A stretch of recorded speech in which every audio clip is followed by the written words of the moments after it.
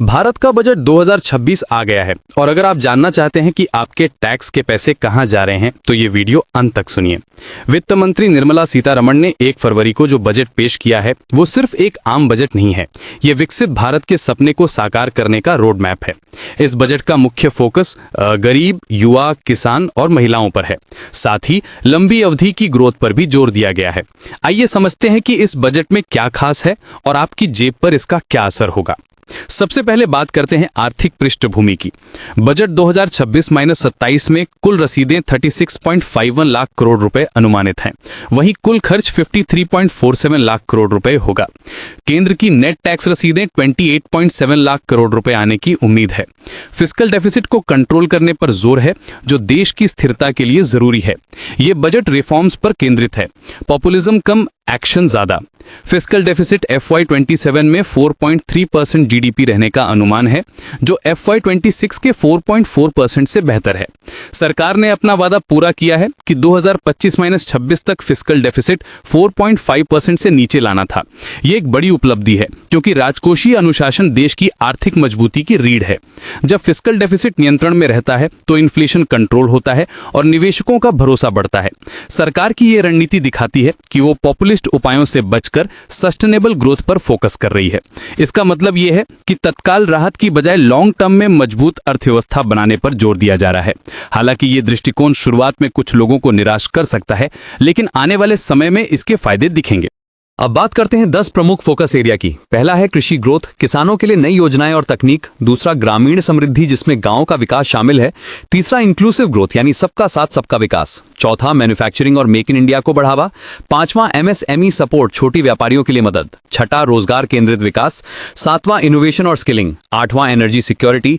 नौवां export promotion और 10वां innovation को बढ़ावा देना। इन 10 क्षेत्रों का चुनाव बेहद सोच समझ कर किया गया है। हर क्षेत्र एक दूसरे से जुड़ा हुआ है और मिलकर एक कॉम्प्रिहेंसिव इकोसिस्टम बनाता है। जैसे कृषि ग्रोथ से ग्रामीण समृद्धि आएगी, मैन्युफैक्चरिंग से रोजगार बढ़ेगा और इनोवेशन से प्रोडक्टिविटी बेहतर होगी। ये सब मिलकर देश की जीडीपी ग्रोथ को सस्टेनेबल तरीके से बढ़ाने में मदद करेंगे। टैक्स और पर्सनल फाइनेंस की बात करें तो कुछ राहतें मिली हैं। ओवरसीज टूर पैकेज पर TCS 5% से 20% से घटाकर 2% कर दिया गया है। एजुकेशन और मेडिकल के लिए LRS पर TCS 5% से घटाकर 2% हो गया।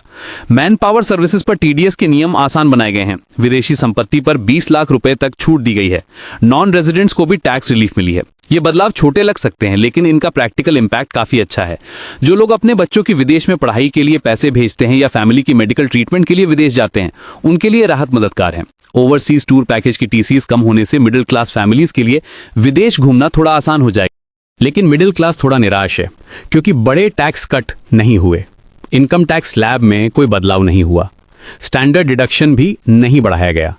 ये वो चीजें थी जिसकी मिडिल क्लास को उम्मीद थी।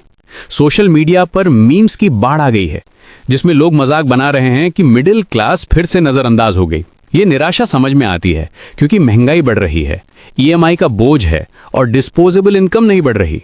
मिडिल क्लास की उम्मीदें थी कि बेसिक एग्जेम्पशन लिमिट बढ़ाई जाएगी या टैक्स स्लैब्स को रिवाइज किया जाएगा, लेकिन सरकार ने इस बार फिस्कल प्रूडेंस को प्राथमिकता दी है।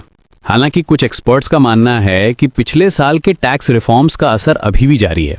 नया टैक्स रिजीम ऑप्शनल है और कई लोगों को इससे फायदा मिल रहा है, लेकिन फिर भी लगता है कि मिडिल क्लास को और राहत की जरूरत थी। इंफ्रास्ट्रक्चर और कैपिटल एक्सपेंडिचर पर भारी जोर दिया गया है। FY27 तक public capex 12.2 lakh crore rupees तक पहुंचने का अनुमान है। ये जीडीपी का 4.4% है, जो अब तक का सबसे ज्यादा है। स्टेट्स को 2 लाख करोड़ रुपीस दिए जाएंगे। Seaplane VGF scheme, east coast industrial corridor जैसी योजनाओं को फंडिंग मिली है।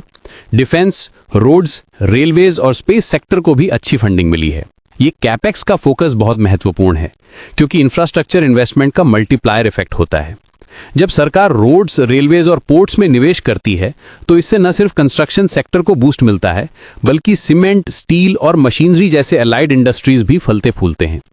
इससे रोजगार के अवसर बढ़ते हैं और इकोनॉमिक एक्टिविटी में तेजी आती है। रेलवेज को 2.77 लाख करोड़ रुपीस का एलोकेशन मिला है, जो काफी सिग्निफिकेंट है। इसमें नई लाइनों का कंस्ट्रक्शन, लोकोमोटिव्स और कोचेस की खरीदारी शामिल है। डिफेंस सेक्टर को भी सब्सटैंशियल फंडिंग मिली है, जो मेक इन इंडिया इनिशिएटिव को बढ़ावा देगी और इंडिजिनस मैन्युफैक्चरिंग को प्रोत्साहित करेगी। हेल्थ, एजुकेशन और सोशल सेक्टर की बात करें तो यहाँ भी अच्छे कदम उठाए गए हैं। असिस्टिव डिवाइसेस के लिए योजना है, पीएम दिव्यांग केंद्र बनाए जाएंगे, मेंटल हेल्थ इंस्टीट्यूट्स और ट्रॉमा केयर सेंटर्स की स्थापना होगी। सरकार का लक्ष्य 100% क्वालिटी एजुकेशन देना है। मेडिकल वैल्यू टूरिज्म को बढ़ावा देने के लिए 5 रीजनल मेडिकल हब्स बनाए जाएंगे। ये इनिशिएटिव्स दिखाती हैं कि सरकार सिर्फ इकोनॉमिक ग्रोथ पर ही फोकस नहीं कर रही, बल्कि ह्यूमन डेवलपमेंट पर भी ध्यान दे रही है। मेंटल हेल्थ के लिए अलग से इंस्टीट्यूशंस बनाना एक प्रोग्रेसिव स्टेप है, क्योंकि इस क्षेत्र में अभी तक एडिक्वेट इंफ्रास्ट्रक्चर नहीं था। ट्रॉमा केयर सेंटर्स की ज़रूरत भी बहुत थी, खासकर हाईवेज पर बढ़ते एक्सीडेंट्स को देखते हुए। मेडिकल वैल्यू टूरिज्म के लिए रीजनल हब्स बनाना भी स्मार्ट मूव है, क्योंकि इससे फॉरेन एक्सचेंज अर्निंग होगी और डोमेस्टिक हेल्थ केयर इंफ्रास्ट्रक्चर भी मजबूत होगा। अब बात करते हैं आलोचनाओं की। कई को लगता है मिडिल क्लास को नज़रअंदाज किया गया है। बजट के बाद मार्केट गिरा है, कुछ टैक्स बढ़े हैं, बांग्लादेश को एड देने पर सवाल उठे हैं, इसरो की फंडिंग पर भी सवाल है, एग्जीक्यूशन की कमी पर चिंता जताई जा रही है, सिक्योरिटीज ट्रांजैक्शन टैक्स में बढ़ोतरी से ट्रेडर्स और इन्वेस्टर्स खुश नहीं हैं, सोशल मीडिया पर 4 टाइम्स लगान के मीम्स वायरल हो रहे हैं। कई लोग कह रहे हैं कि फ्यूचर्स और ऑप्शंस ट्रेडिंग अब और महंगी हो जाएगी। सॉवरेन गोल्ड बॉन्ड्स के लिए भी नए रूल्स आए हैं, जो इन्वेस्टर्स के लिए नेगेटिव है। मार्केट रिएक्शन भी मिक्स्ड रहा है। बजट अनाउंसमेंट के बाद इंडाइसेस में गिरावट आई, जो इन्वेस्टर सेंटिमेंट को रिफ्लेक्ट करती है। कुछ सेक्टर्स को फायदा मिला है, लेकिन ओवरऑल मार्केट मूड कॉशियस है। एक्सपर्ट्स का कहना है कि मार्केट को टाइम चाहिए बजट के लॉन्ग टर्म बेनिफिट्स को समझने के लिए। बांग्लादेश को एड देने पर भी सवाल उठे हैं, खासकर जब डोमेस्टिक प्रायोरिटीज हैं। इसरो की फंडिंग पर भी डिबेट हो रही है कि क्या स्पेस मिशंस पर खर्च जस्टिफाइड है जब बेसिक इंफ्रास्ट्रक्चर की जरूरत है। लेकिन दूसरी तरफ लॉन्ग टर्म कैपेक्स से ग्रोथ आने की उम्मीद है। इंफ्रास्ट्रक्चर में निवेश से रोजगार के अवसर बढ़ेंगे, मैन्युफैक्चरिंग सेक्टर को बूस्ट मिलेगा, एक्सपोर्ट बढ़ेगा। ये सब मिलकर इकोनॉमी को आगे ले जाएंगे। इंफ्रास्ट्रक्चर इन्वेस्टमेंट का इकोनॉमिक थियरी ये कहता है कि आज का कैपेक्स कल की प्रोडक्टिविटी बढ़ाता है। बेटर रोड से ट्रांसपोर्टेशन कॉस्ट कम होती है, एफिशिएंट पोर्ट से एक्सपोर्ट इंपोर्ट आसान होता है और मॉडर्न रेलवे से लॉजिस्टिक्स इंप्रूव होती है। ये सब फैक्टर्स मिलकर ओवरऑल कॉम्पिटिटिवनेस बढ़ाते हैं। कृषि सेक्टर के लिए भी अच्छी योजनाएं हैं। प्राइम मिनिस्टर धन धान्य कृषि योजना शुरू की गई है। पल्सेस में आत्मनिर्भरता का लक्ष्य है। फलों और सब्जियों के लिए कॉम्प्रिहेंसिव प्रोग्राम है। बिहार में मखाना बोर्ड बनाया जाएगा। हाई यील्डिंग सीड्स के लिए नेशनल मिशन शुरू होगा। एग्रीकल्चर सेक्टर में ये इनिशिएटिव्स काफी टारगेटेड हैं। पल्सेस में सेल्फ सफिशिएंसी एक बड़ा गोल है, क्योंकि इंडिया अभी भी काफी पल्सेस इंपोर्ट करता है। हाई यील्डिंग सीड्स का नेशनल मिशन भी इंपॉर्टेंट है, क्योंकि इससे पर हेक्टेयर प्रोडक्टिविटी बढ़ेगी। मखाना बोर्ड बनाना भी इंटरेस्टिंग है, क्योंकि ये एक नीश प्रोडक्ट है जिसकी इंटरनेशनल डिमांड बढ़ रही है। एमएसएमई सेक्टर के लिए भी कई योजनाएं हैं। चैंपियन एमएसएमईज बनाने का प्लान है। फंडिंग आसान बनाई जाएगी, टेक्नोलॉजी अपग्रेडेशन में मदद मिलेगी, एक्सपोर्ट प्रमोशन के लिए स्पेशल स्कीम्स होंगी। एमएसएमई सेक्टर इंडिया की इकोनॉमी का बैकबोन है। ये सेक्टर एम्प्लॉयमेंट का मेजर सोर्स है और जीडीपी में सिग्निफिकेंट कंट्रीब्यूशन करता है। चैंपियन एमएसएमईएस का कॉन्सेप्ट इंटरेस्टिंग है, क्योंकि इससे सक्सेसफुल स्मॉल बिजनेसेस को स्केल अप करने में मदद मिलेगी। टेक्नोलॉजी अपग्रेडेशन भी क्रूशियल है, क्योंकि ऑटोमेशन और डिजिटाइजेशन के बिना एमएसएमईएस कंपेटिटिव नहीं रह सकते। एनर्जी सिक्योरिटी के लिए भी कदम उठाए गए हैं। रिन्यूएबल एनर्जी को बढ़ावा दिया जाएगा। सोलर और विंड प्रोजेक्ट्स को सपोर्ट मिलेगा। एनर्जी स्टोरेज सिस्टम्स पर काम होगा। ग्रीन हाइड्रोजन मिशन को आगे बढ़ाया जाएगा। एनर्जी सिक्योरिटी इंडिया के लिए क्रिटिकल है, क्योंकि हम क्रूड ऑयल इंपोर्ट करते हैं। रिन्यूएबल एनर्जी में इन्वेस्टमेंट से न सिर्फ इंपोर्ट डिपेंडेंसी कम होगी, बल्कि क्लाइमेट गोल्स भी अचीव होंगे। Green hydrogen mission particularly exciting है, क्योंकि ये फ्यूचर फ्यूल माना जा रहा है। इनोवेशन और स्किलिंग पर भी फोकस है। नई टेक्नोलॉजीज को बढ़ावा दिया जाएगा। स्टार्टअप्स को सपोर्ट मिलेगा। स्किल डेवलपमेंट प्रोग्राम्स चलाए जाएंगे। डिजिटल इंडिया मिशन को आगे बढ़ाया जाएगा। महिलाओं के लिए भी कई योजनाएं हैं। सेल्फ हेल्प ग्रुप्स को सपोर्ट मिलेगा। महिला उद्यमियों के लिए स्पेशल स्कीम्स होंगी। वर्किंग वुमेन हॉस्टल्स बनाए जाएंगे। चाइल्ड केयर सेंटर्स की संख्या बढ़ाई जाएगी। युवाओं के लिए भी अच्छी योजनाएं हैं। स्किल डेवलपमेंट प्रोग्राम्स होंगे। इंटर्नशिप स्कीम्स चलाई जाएंगे।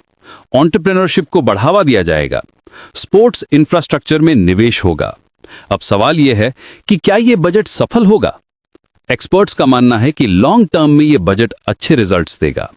कैपिटल एक्सपेंडिचर से इकोनॉमी को बूस्ट मिलेगा। इंफ्रास्ट्रक्चर डेवलपमेंट से रोजगार के अवसर बढ़ेंगे। मैन्युफैक्चरिंग सेक्टर मजबूत होगा।